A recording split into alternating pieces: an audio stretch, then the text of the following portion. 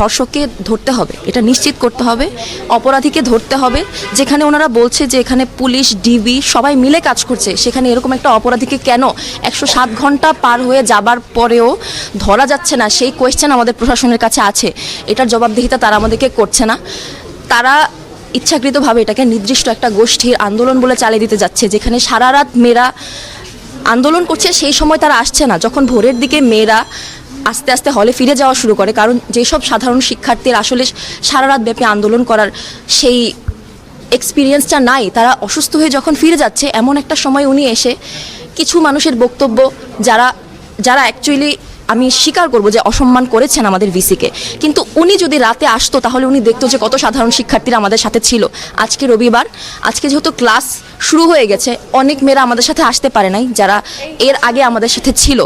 এত বড় একটা ঘটনার পর উনি কোনো দায়ভার না নিয়ে, সেটার কোনো অ্যাকাউন্টেবিলিটি না নিয়ে সুন্দর মতো ক্লাস এক্সাম সব চালিয়ে যাচ্ছে। এই ক্ষেত্রে তো আমরা যেই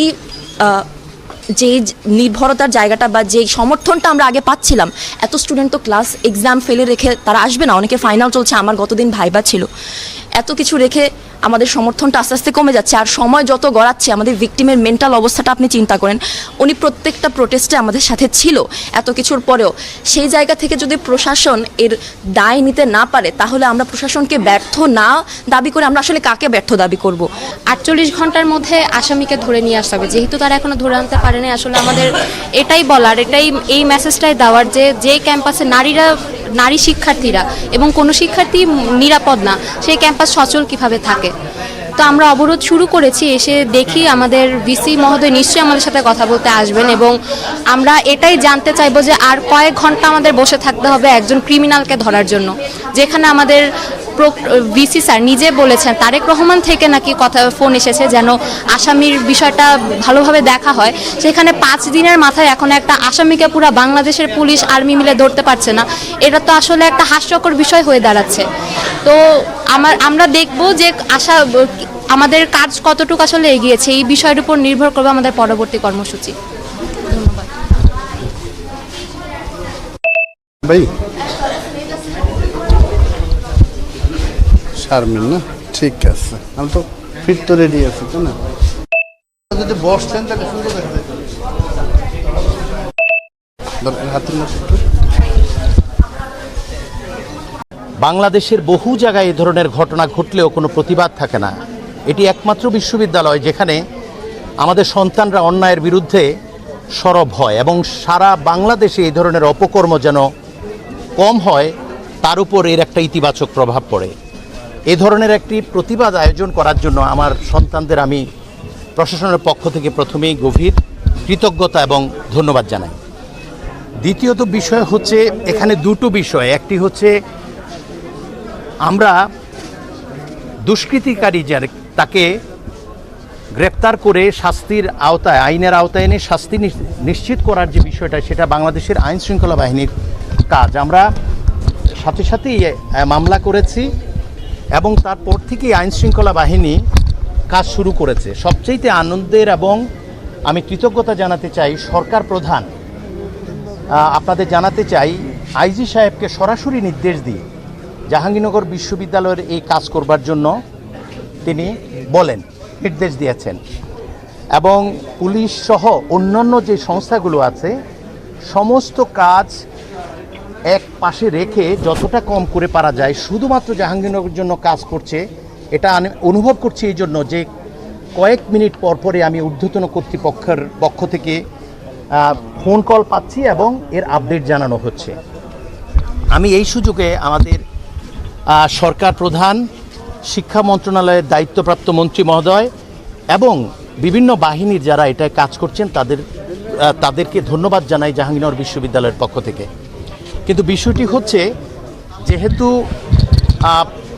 আপনারা বুঝতেই পাচ্ছেন যিনি অপরাধী তিনি কোনো ধরনের ডিভাইস ব্যবহার করেননি বলে আমরা শুনেছি, সেই জন্য অপরাধীকে চিহ্নিত করার ক্ষেত্রে একটু সময় লাগছে। কিন্তু তারা বলছে যে এতে অগ্রগতি আছে এবং আমরা আশা রাখতে চাই যে অতি দ্রুতই অপরাধী গ্রেপ্তার হবে এবং আইনের আওতায় এসে সে শাস্তি দেওয়া হবে। আমরা এই বিষয়টি আমার স্নেহভাজন কন্যা যারা আছে, যারা এই না খেয়ে আজকে 3-4 দিন যাবৎ আন্দোলন করে যাচ্ছে, তাদের আমি অবহিত করেছি এবং তাদের পক্ষ থেকে আশ্বাস দিয়েছি যে অচিরেই আমরা একটা ইতিবাচক ফলাফল পাবো গ্রেপ্তার বিষয়ে। আর দ্বিতীয় যে বিষয়টি তাদের দাবি ছিল সেটা হচ্ছে প্রশাসনের পক্ষ থেকে নিরাপত্তা রক্ষা করার জন্য যে দায়িত্ব ছিল সেই দায়িত্বে কোনো অবহেলা আছে কিনা। আমরা গতকাল শিক্ষার্থীদের সঙ্গে কথা বলে বিশ্ববিদ্যালয়ের নিয়ম অনুযায়ী একটা পদক্ষেপ নেওয়ার অনুরোধ করি তাদেরকে, যেন আমাদেরকে অ্যালাউ করে সেটা নিতে যেন পারি। তাদের দাবি ছিল এই দায় স্বীকার করে প্রক্টর এবং প্রক্টোরিয়াল বডি যেন পদত্যাগ করে। আমি বলেছি যে জাহাঙ্গীরনগর বিশ্ববিদ্যালয় একটা প্রতিষ্ঠান, আমি যেটা দায়িত্বে আছি কোনো ব্যক্তি নয়, কোনো আবেগ দিয়ে প্রতিষ্ঠান চালানো যায় না, প্রতিষ্ঠান চলে নিয়মে। আমি অত্যন্ত কৃতজ্ঞ তাদের কাছে যে অনাপত্তি সত্ত্বেও আমাদেরকে একটা সুযোগ দিয়েছে যে আপনারা অতি দ্রুত তদন্তের এই প্রক্রিয়া শেষ করে এখানে যদি কাদের গাফিলতি থাকে এবং দায়িত্বের অবহেলা থাকে সেটা চিহ্নিত করে তাদেরকে শাস্তি বিধান করতে হবে। আমরা সেই জন্য গতকাল জরুরি প্রশাসনিক সভা ডাকি, আমরা 7 সদস্যের একটি কমিটি করি এবং সেই কমিটি আজ সকালেই একটা সভায় মিলিত হয়, কাজ শুরু হয়ে গেছে এবং 7 দিনের মধ্যে আমরা বলেছি যে এই তদন্ত কমিটি রিপোর্ট দিতে হবে। আপনারা জানেন ঈদের এবং আরেকটি বন্ধ, গ্রীষ্মকালীন বন্ধ একসঙ্গে শুরু হতে যাচ্ছে। আমাদের 22 তারিখ হচ্ছে সর্বশেষ কর্মদিবস, 21 তারিখ সর্বশেষ কর্মদিবস। আমরা সেই জন্য 7 দিনের যে বিষয়টা সেটা যদি কর্মদিবস হিসাবে ঘোষণা করতাম তাহলে দীর্ঘ বন্ধের পর চলে যেত। আমরা এই বন্ধে কোথাও যেতে চাই না। প্রশাসন বন্ধের মধ্যে থেকে হলেও তাদের দাবির প্রতি সমর্থন জানিয়ে এবং তাদের এই ইতিবাচক যে আন্দোলন চলছে, অন্যায়ের বিরুদ্ধে, ধর্ষণ চেষ্টাকারীর বিরুদ্ধে যে আন্দোলন চলছে সেটার প্রতি সম্মান প্রদর্শন স্বরূপ আমরা নিজেরা অবস্থান করব বলেছি এবং এই তদন্ত কমিটির রিপোর্ট যেটা আসবে আমরা সেই পর্যবেক্ষণ আমরা জরুরি ভিত্তিতে সংশ্লিষ্ট কমিটি বিবেচনায় নিয়ে যার অবহেলা আছে আমরা নিয়ম অনুযায়ী শাস্তি বিধান করব। আমরা আশা করি এই দুটো প্রস্তাব দিয়েছে আমাদের নারী শিক্ষার্থী আন্দোলনকারী আমার কন্যাদের। আমার বিশ্বাস তারা একটু সময় নিয়েছে আলোচনা করার জন্য, কিছু সময়ের মধ্যেই আমরা তাদের এই বিষয়ে একটি ইতিবাচক আমরা সাড়া পাব।